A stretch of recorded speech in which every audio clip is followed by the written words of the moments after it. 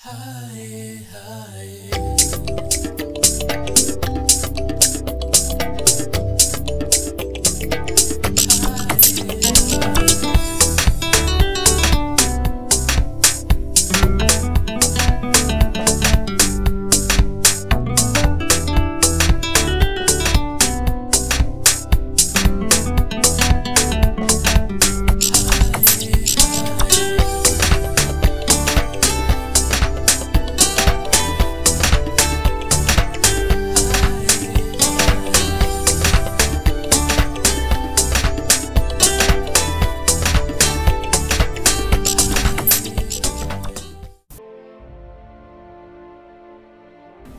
Think for a moment.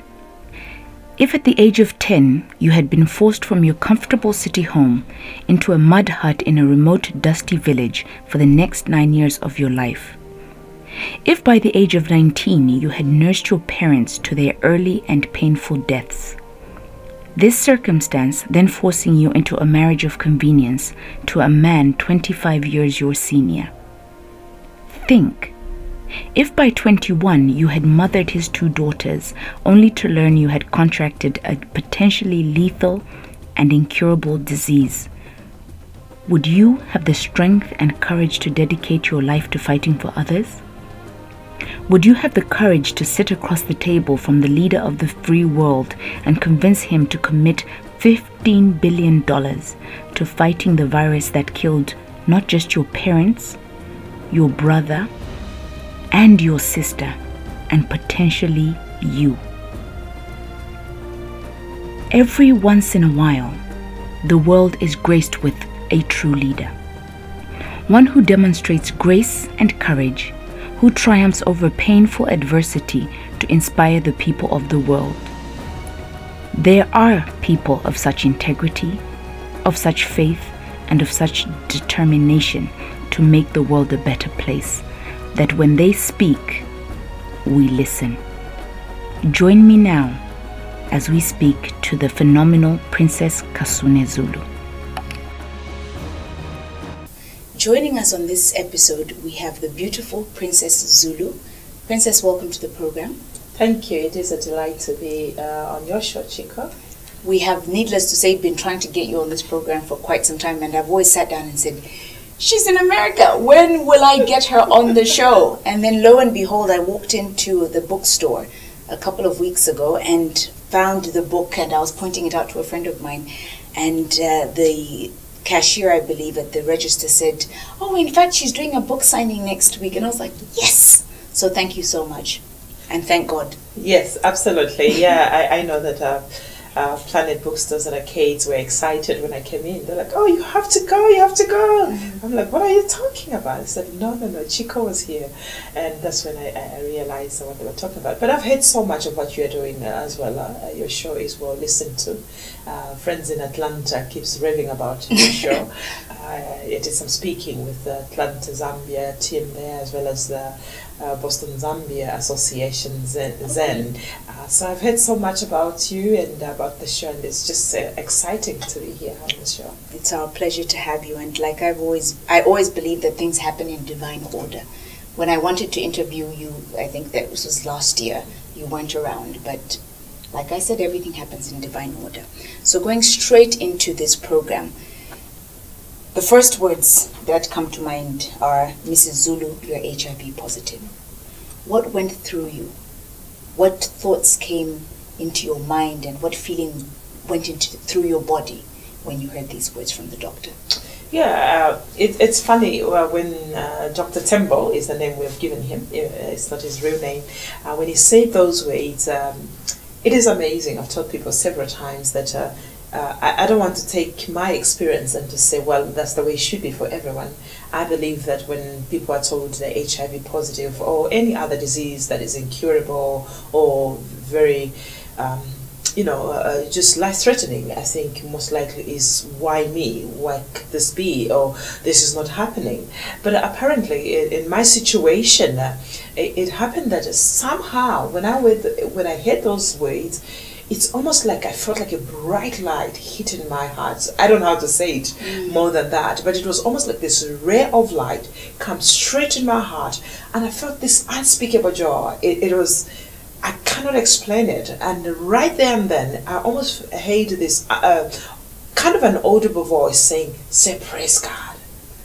And I reacted so quickly. I began to say, "Wow, if I say praise God and the doctor looks at me, he may think not only am I HIV positive, I need to go to the psychiatric hospital." So I hesitated, but I have told my story everywhere I've gone around the world, that somehow out of this incurable disease, out of this disease that has taken over 40 million people, and it is a disease that just not too long ago, in June, we were celebrating 30 years of HIV and AIDS in our midst with the UN. Just to see that God somehow had a purpose and a plan, but it has also allowed me to meet people from all over around the world, and of course to be able to tell my story in the book as well. Now you said something that was very powerful, which was a ray of light, came into your heart. Was there no part of you that felt any fear? Not at all. I cannot explain it to this day, really. I never felt any fear. Actually, I think as I went over the years, I think there was some kind of fear that began to come in thinking I may die and leave my children while they're young. But I think what I did, somehow I used as a coping mechanism. I always find positive things to think about. I always would say, well, you know what, there are children who are born and their mothers die right immediately or after giving birth to them. So then I would use that as a coping mechanism. But I think very early on, I chose to say, you know what, I'm going to live life to the fullest, and I'm going to find a way of making a difference, not only in my family's lives, but other people around the world. And I realized that the more I do it, I think the more I receive back myself 100-fold. And also my children have been a source of joy. I renamed my other daughter Joy. Just amazing how when we bring up young people in a way that it's so open, they had questions as young as they were, and I was able to explain to them at young stages, and as they grew, I explained it differently. And now, they are older and they're like, "Oh yes, mommy, we know the story."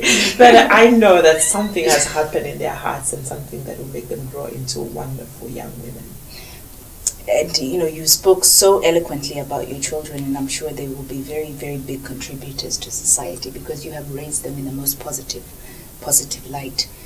Because you went for the diagnosis with your husband at the time, Mr. Mofat Zulu, he didn't find, or he didn't swallow it as well as you did.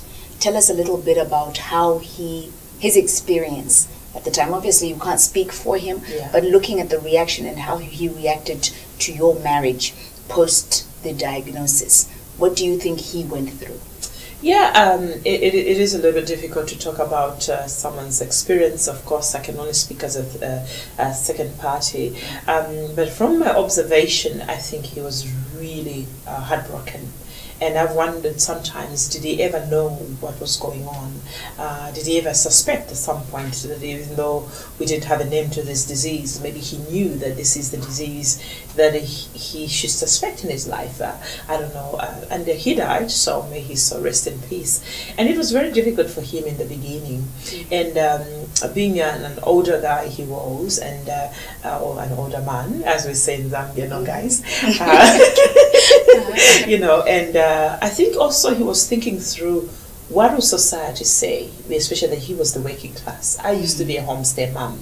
So very different scenario. Maybe I had the courage, maybe God allowed it in a way that I could fear nobody. I didn't have a boss, I didn't work for anybody. It was within my family. There was church, of course, that had an impact on me as well, my neighbors. But for him, he was thinking, okay, if someone knows about our status, how would they react, especially at his job?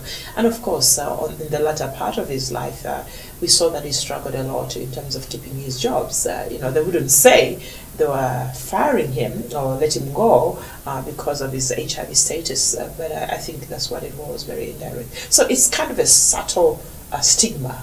And I hope that it has died over the years, because people living with HIV and AIDS, they have the ability to to contribute to our world in a very positive way, to our companies, to our organizations.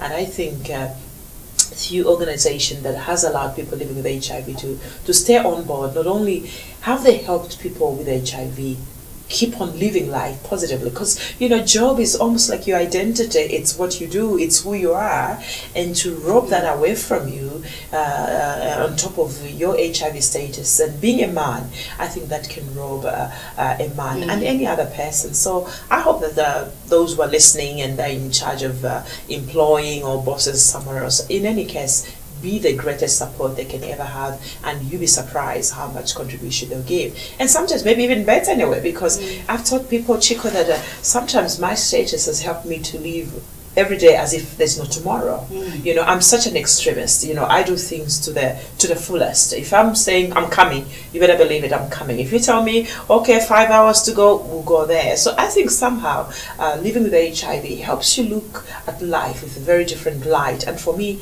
it has even given me this great sense of agency, so to speak, with everything I do. And I hope that it has done that to many others. And I think in this particular country, for example, Zambia, and maybe we could even generalize and say across the world, we have a tendency to think that HIV is a death sentence.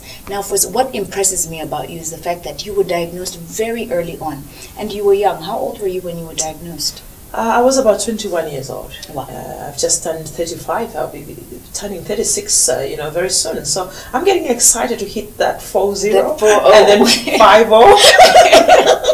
And here's the excitement. As you have said, when I was diagnosed with HIV in 1997, it was a very difficult time. Very few people talked about HIV.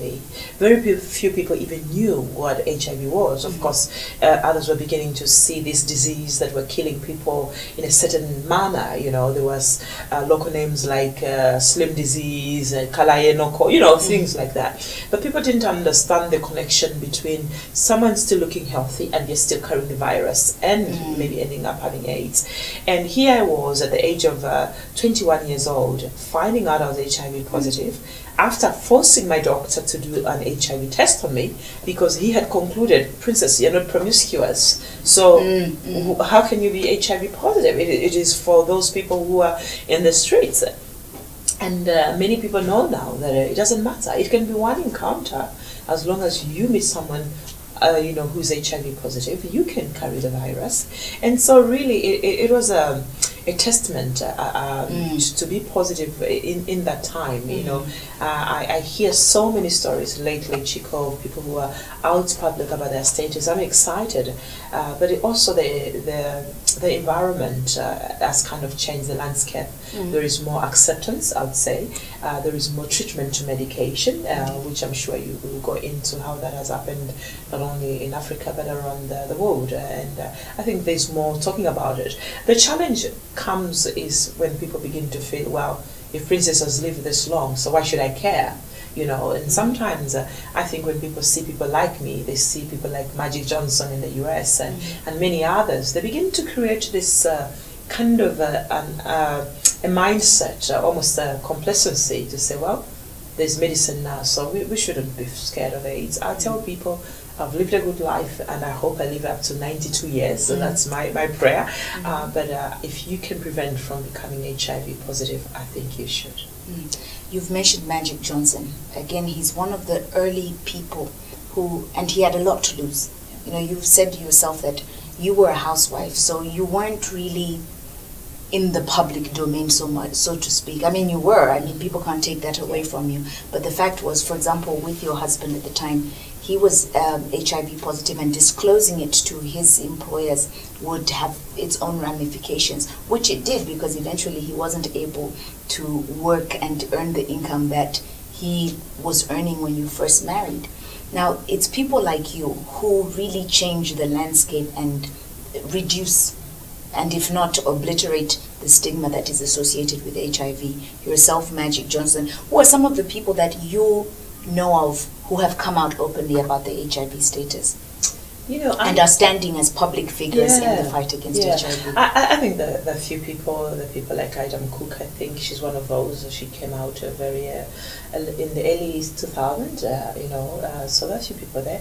I see a lot of people on TV when I come to Zambia, and just many people who send me messages on Facebook and Twitter and LinkedIn. I mean, it's amazing. Even my own family, some of my very closest family members, these are people you suspected, but they never had the audacity to say it. And I think somehow with the openness and the treatment coming in, which is a great thing, I feel like people are beginning to say, wow, Princess, even me, I'm HIV positive. I found close relatives who have been living with HIV even before I knew my status, so early 90s, and now they're disclosing now. Whatever the reason is, or they just feel comfortable now with me, I don't know. But I am beginning to see that because of this more of acceptance atmosphere, I think a lot of people are willing to open up. And I think the more companies can assure their employees that nothing will happen to you when we find that we are HIV positive, I think they're going to see that a lot of people are going to open up. We have people like Chilufya Mwaba Piri, I think she works in an organization, ZECT, I think it's called, and they are so much busy in companies, just educating people to say, people living with HIV, just like any other person, and they can contribute and they need the support of their companies. So I think it's humbling to see that I have been part of that changing of the mindset of people, especially in Zambia, but also not only in Zambia, around Africa and also around the world. More with Princess Zulu after the break.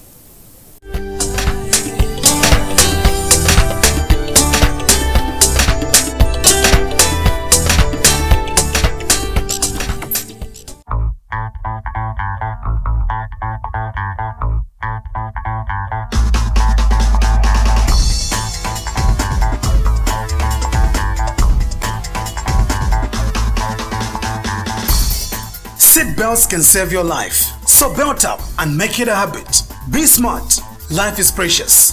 This advert is brought to you by the Road Transport and Safety Agency, RATSA.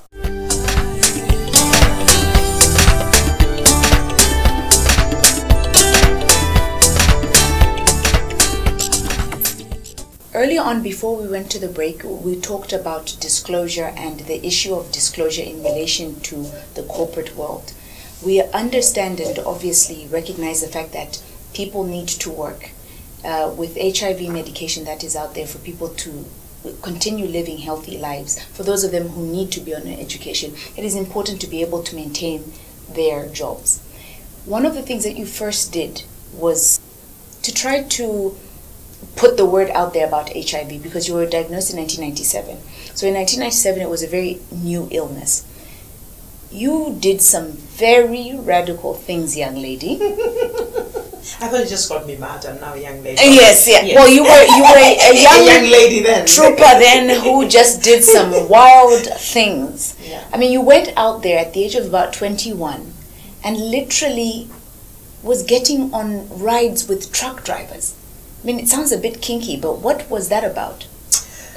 Chicco, I look back at my life and say, oh my goodness, sometimes when I'm kind of flashing back on my own life, it almost feels unreal. It's surreal, as they say. I had to learn that word because, I think what ended up happening when I learned that I was HIV positive in 1997, and I was told I'll only live for 6 months.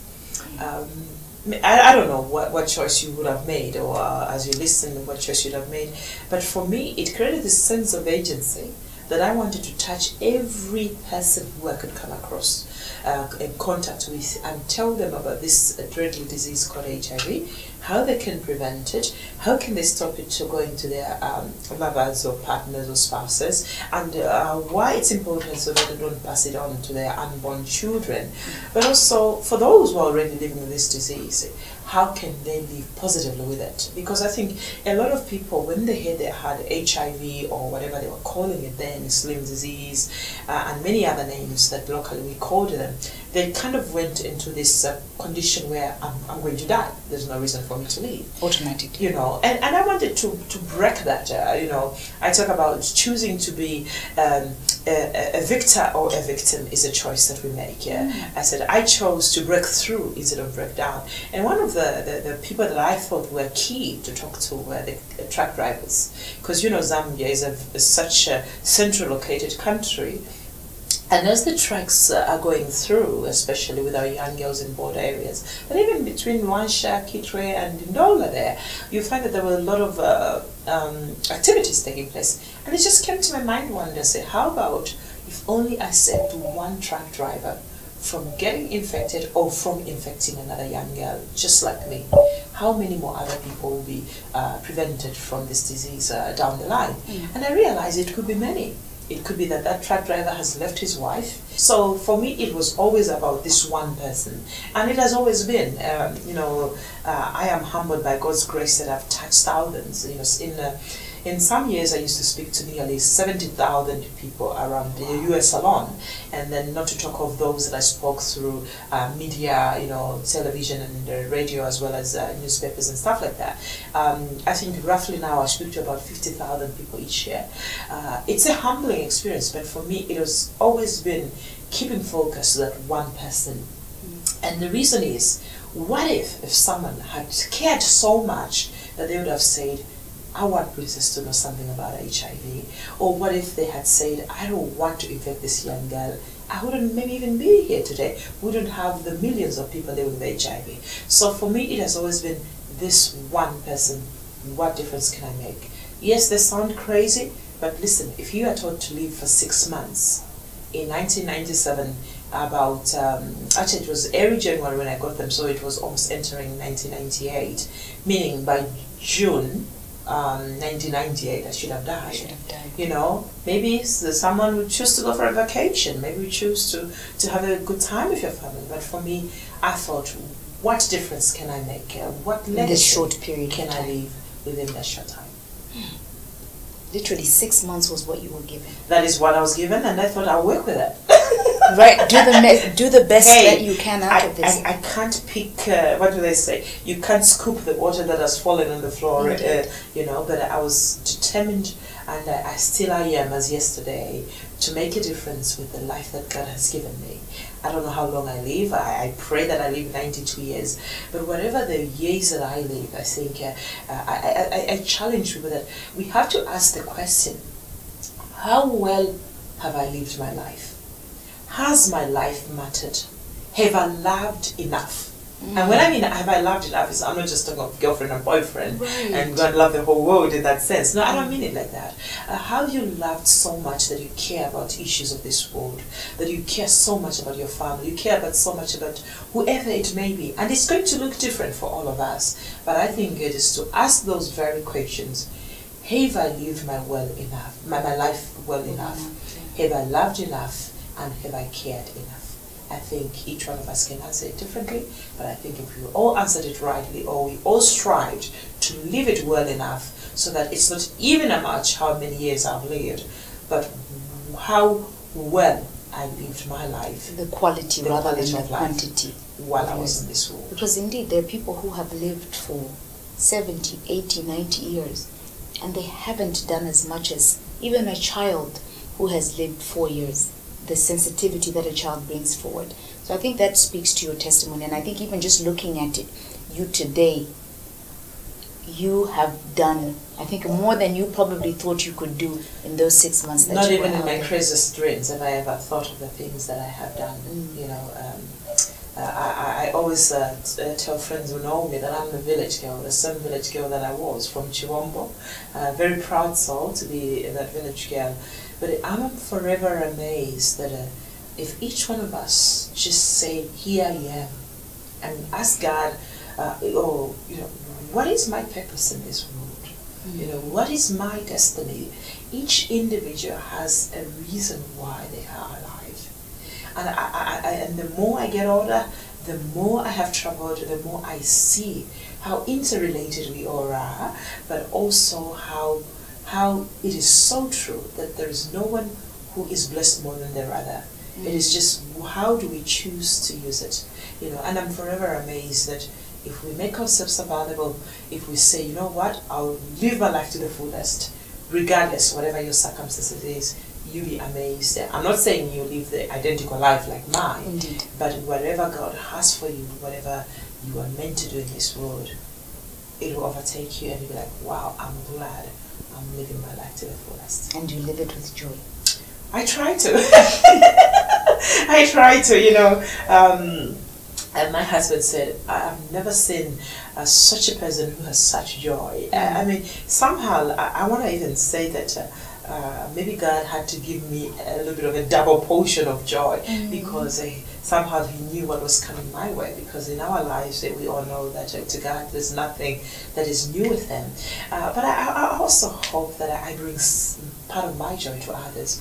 And I think the more I care, especially for the orphans and vulnerable children, especially those the most forgotten in rural areas, I begin to realize that they even have more joy than some of us who begin to mask some kind of wealth or even some kind of education. And these people are in the most basic settings you can even imagine. They have the most basic things. They have, who knows if they've ever seen $10, for example. But yet the joy that they give is so radiant that it almost pierces my heart. And every day I ask myself, Princess, as hard as it may get, as difficult as it may get, maybe even when I begin to get sick, if that time ever come, I hope that I'll keep my joy, that it'll be something that people will say, wow, she lived her life to the fullest, made a difference in people who didn't have a voice or those who were usually forgotten, but also she showed us so much and she had her great joy. That is my prayer. More with Princess Kasune Zulu on living joyfully with HIV.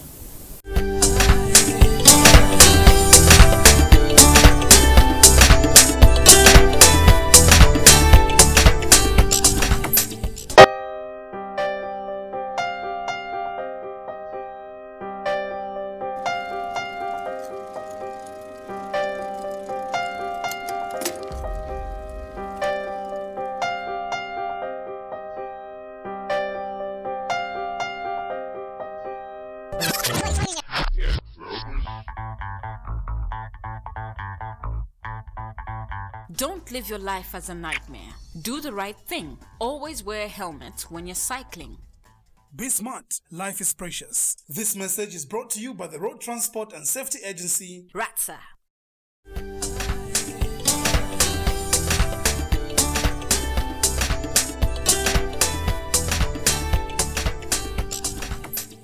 Thank you for watching Talk It Over with Chicco. Today we have Princess Kasune Zulu joining us today talking about living positively with HIV.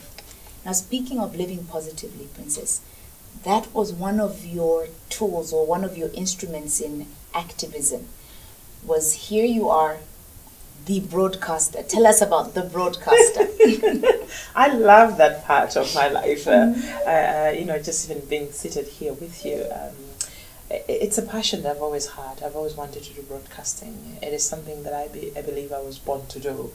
And so when I met Dr. Manasseh Piri and told him my story, that I was HIV positive in a very short period of time, and he invited me to do a radio program with him. I'm going to actually interrupt you here because when I was reading the story, yes, you couldn't get such a meeting only through God, I believe. No. I think just tell us a brief story of how you met him. Absolutely. I have to tell that part. I was so tired on this day because here I was at hitchhiked to Ndola, talked to the truck driver on my way, as always, because I was always concerned about these truck drivers so that they don't get infected. I'd always show them my HIV status results because they would think they had a client for the day. And I'd be like, no. This one is on a different mission. And you would laugh. Some of them almost... the response. Some almost created an accident.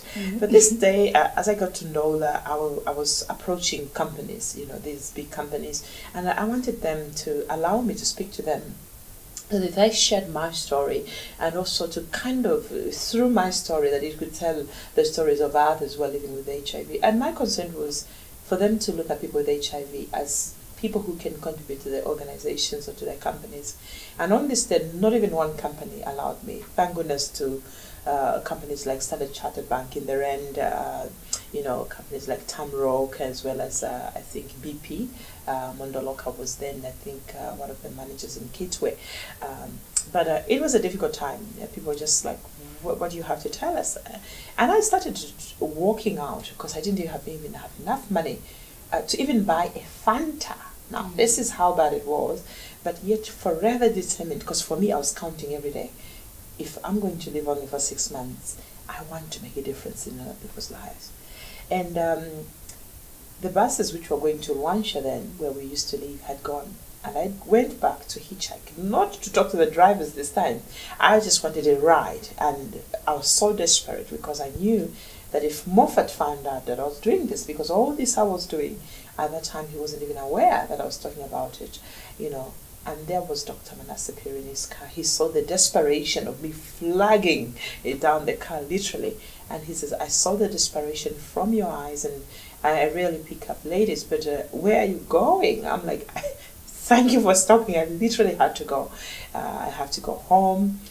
Within a short period of time, I gave him kind of a stealing look, and I looked at him. I realized, wow, this is the doctor that has been talking about this disease, called HIV. And I was so glued to the TV every time he came on TV because I saw his red pin, and I was like, are you Dr. Manasapiri? And he was like, yes. I was like, I am HIV positive. Okay. I know. I think I took him off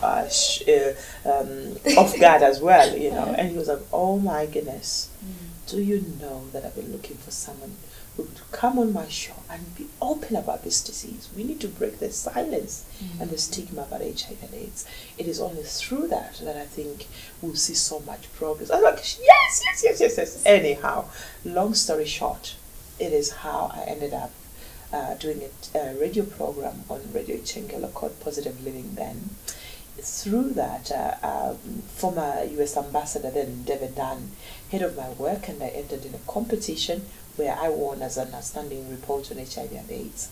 And through that, they started sending me to represent the American Embassy, and then ZNBC, Kitwe, called and said, please, we would love your show to be on ZNBC then. And I ended up doing the show for over 5 years here in Zambia. It was a live program. And it ended up also being broadcasted in 7 other languages. So it really became an amazing show because I wasn't just speaking as a presenter, but I would always infuse in my own story. How was I living with it? What does it mean to be sexually intimate with your husband when you're HIV positive, about children? It was the most live thing I've ever done, and I've done crazy stuff, I've done, when I mean crazy, I don't mean it in a bad way. Right. I have to be just careful been very radical. Yeah. I'm forgetting. Crazy in America means just radical. So right. I mean being radical.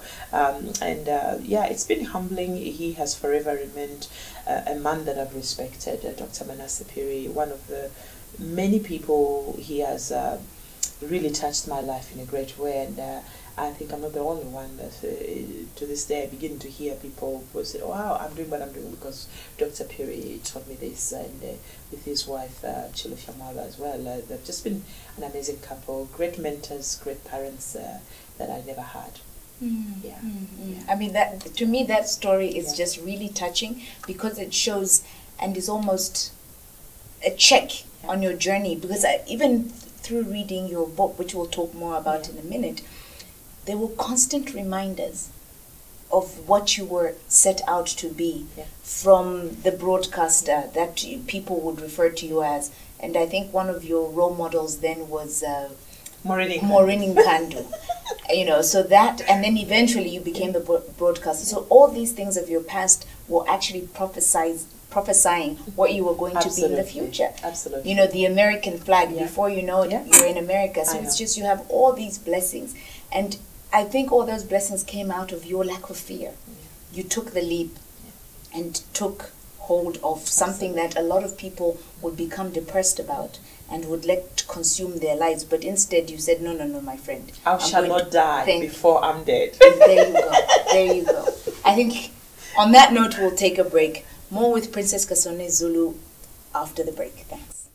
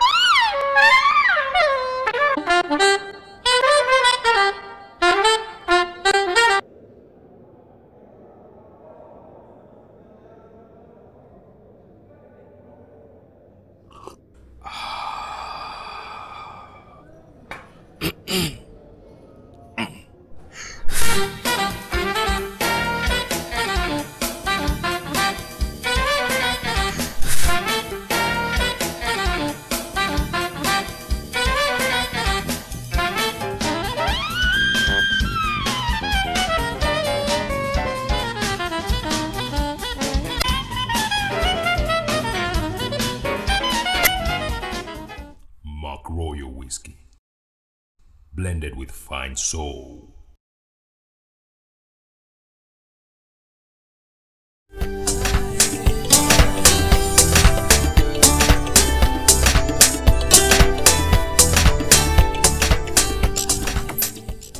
Princess, before the break, we briefly touched on some of the topics of your book. Now, one of the biggest undertakings that you've gone into relating to your activism is writing this book. And I think this book has really put you up on the international platform. What inspired you to write this book?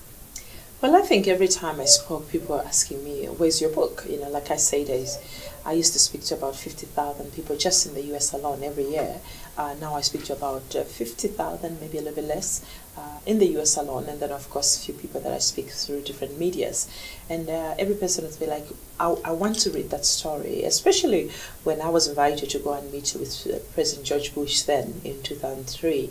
That opened a lot of doors, because after that meeting, not only did I get the famous kiss, of course, but what was very instrumental out of that is he gave $15 billion to Africa, a fund that it came to be known as PEPFAR Fund. And it has helped a lot of people to have access to treatment. It has helped a lot of people to have jobs, and you know, it just changed the landscape, like we were saying earlier. And even for the kiss that he gave me, you know, it's funny depending on whether you like George Bush or you don't, but I've forever loved him because of that. But he's a good kisser. I think it was a nice thing gesture, he did, yeah. gesture, because he was breaking the stigma, especially when you look at the time when he did it in 2003.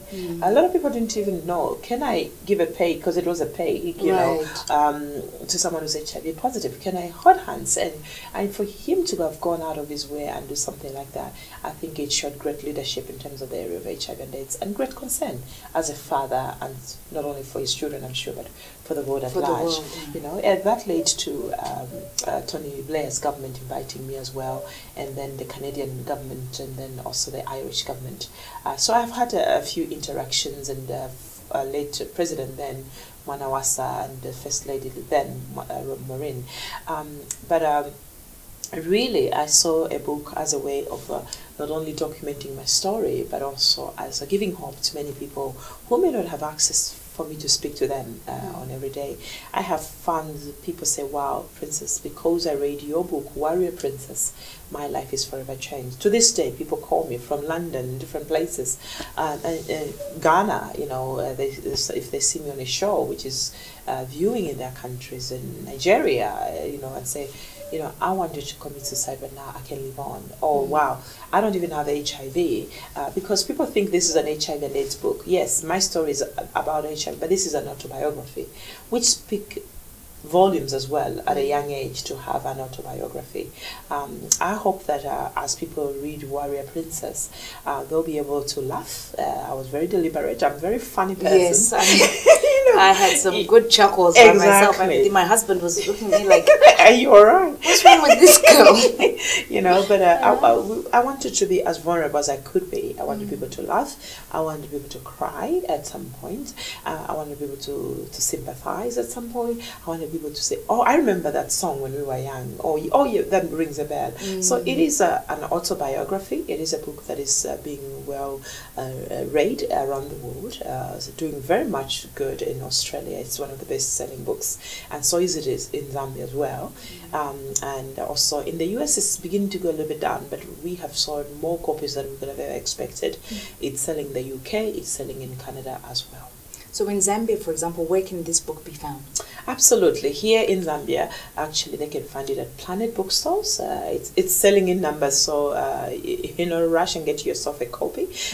It's at Bookwood, Lusaka, Livingstone, and Kitwe. Okay. And then also there is a wonderful bookstore right at Cairo Mall. It's a smaller bookstore, but wonderful. You can even have your latte there. It's called Readers and Leaders on Cairo Mall. I've heard about that bookstore. Yes, so it's very much available. It's also on Kindle for those who have Kindle.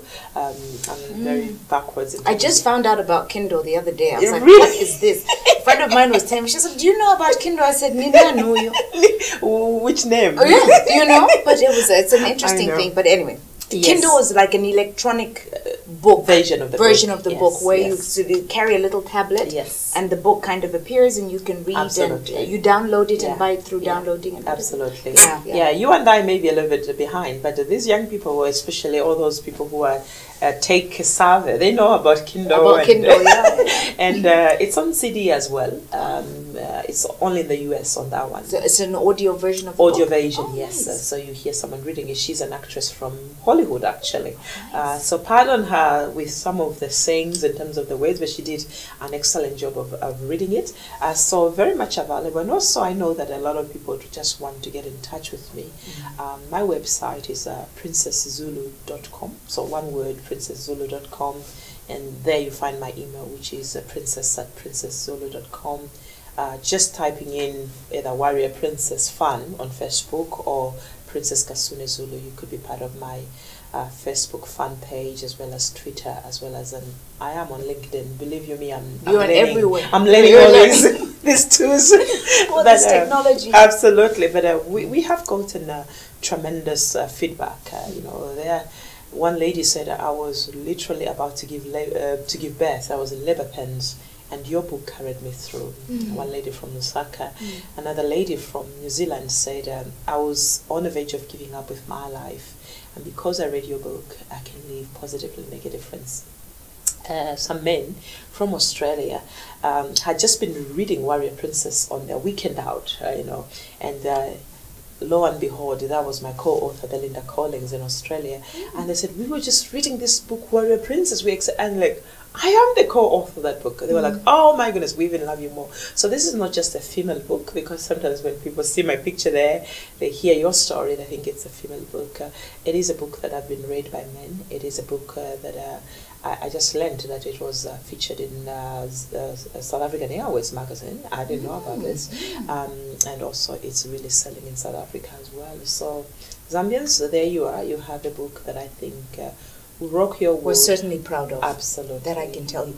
Reading the book, there's so much that resonates in different segments of people's lives. You don't have to be HIV positive. Absolutely. You don't have to be suffering from anything in particular in terms of an illness, but we all have challenges. Yes. And this book, even for me, inspired me to stand up for that which I believe in and become more conscious of my role. To say, if I was to wake up tomorrow and be diagnosed with HIV, it made me question, what am I doing with my life? Am I changing people's lives? So I think it's a call for all of us, and even having you on this program, I think speaks volumes to your strength, your tenacity, and the love that you have for the world. And we pray that you may continue doing the positive work that you're doing, because we just know that, we want to see you at 92. Yes. We just want to see you at 92. I may be a little bit grumpy, but I will try to keep my sweet side. Sweet side. I think you have a lot of love to share. More with Princess Kasune Zulu after this break.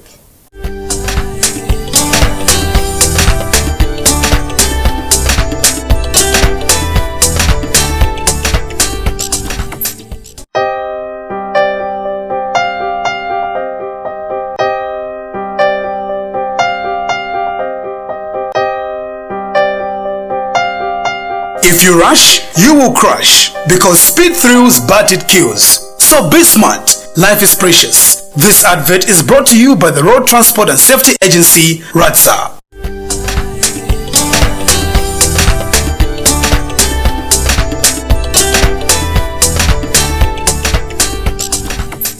We are giving away 3 copies of Warrior Princess. Now, in order to get these books, we will ask you 4 questions, and Princess will ask those questions. Princess, over to you.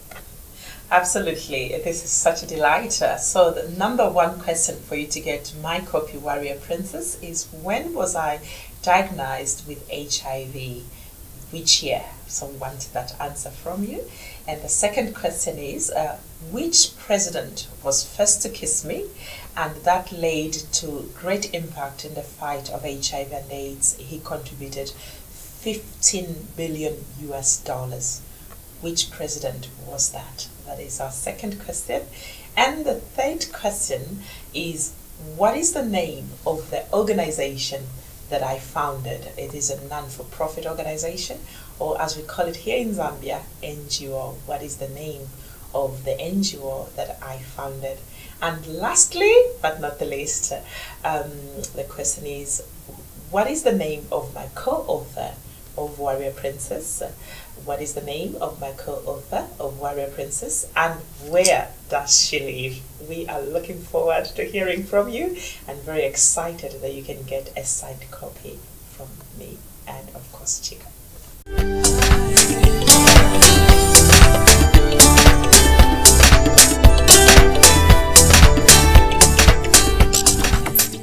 Princess, what year did Moffat pass on?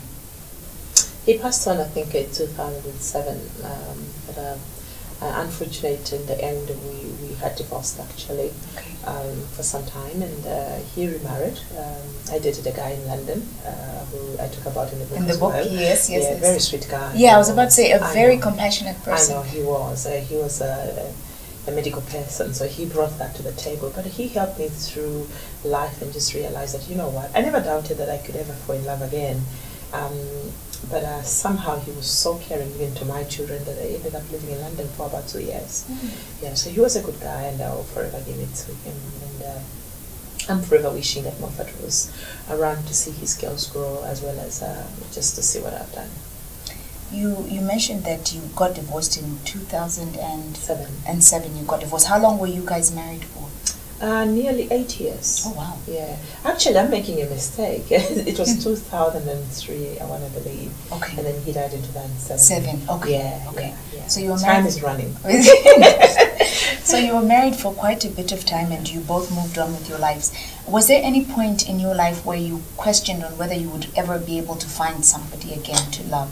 You know, actually not. That is something that I've been blessed with. I've had I don't know what to call it, a flock of men.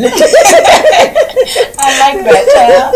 So I've never had that problem from a very young age. You'd have thought that my status would have affected that, but it never did, actually.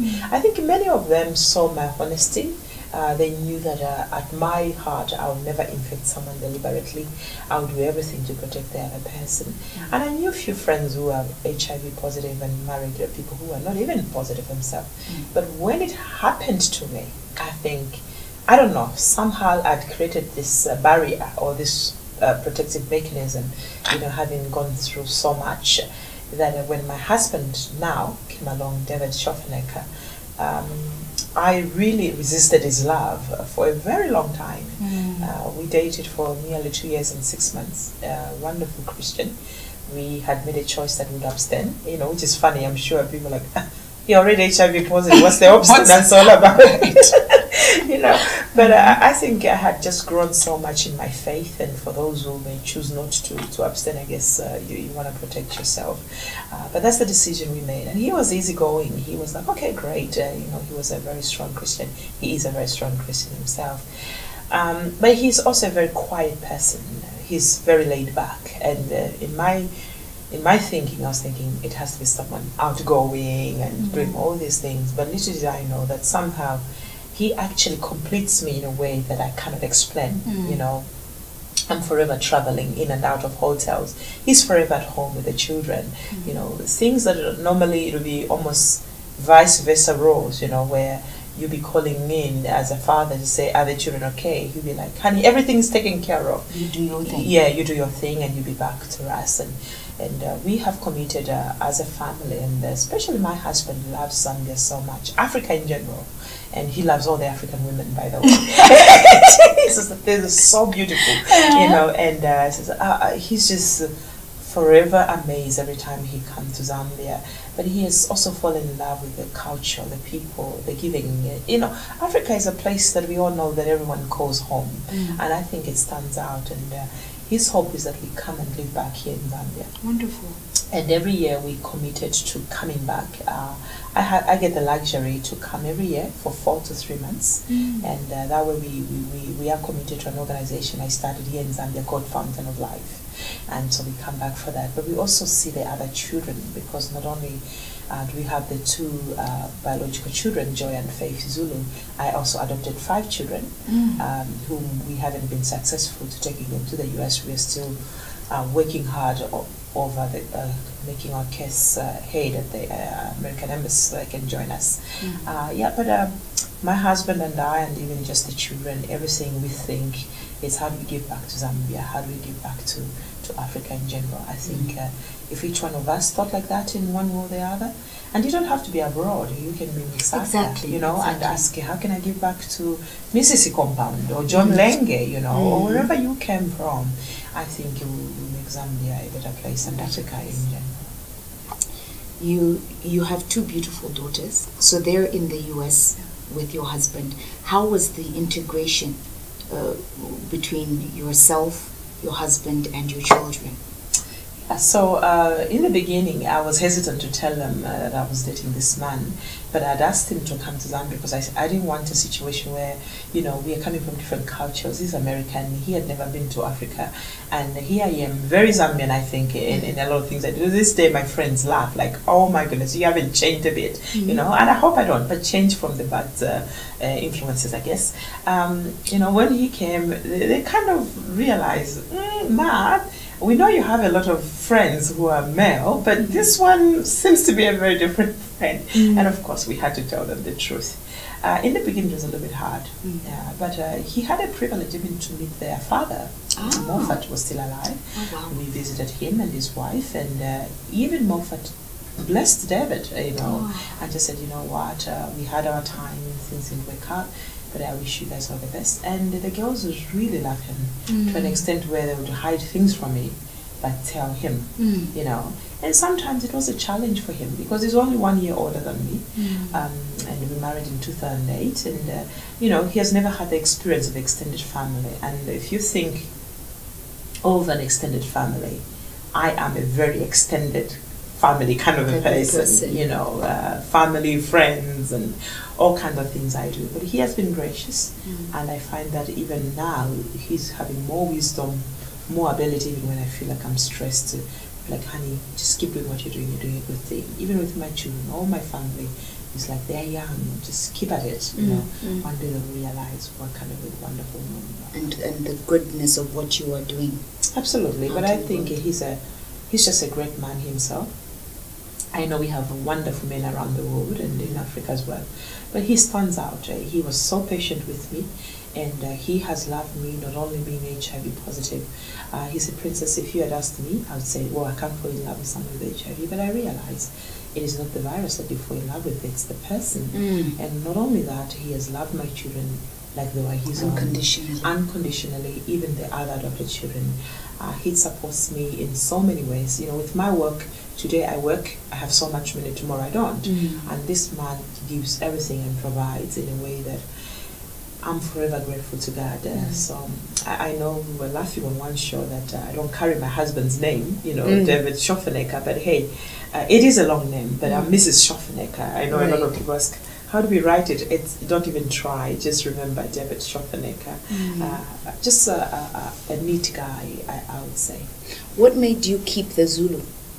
You know, Zulu, I think, encompasses my fighting spirit, and it's also just something I'd relate to the children. And my husband was even the one gracious, because you know I'm a African woman, Christian, and I was like, oh honey, so what do I do? Having known that my name is so much Princess Kasune Zulu as a label, you know, he said, honey, if you need another job, I'd say maybe take my name. But guess what? My name is so long that I would even want to shorten it myself. So I just keep Princess Kasune Zulu.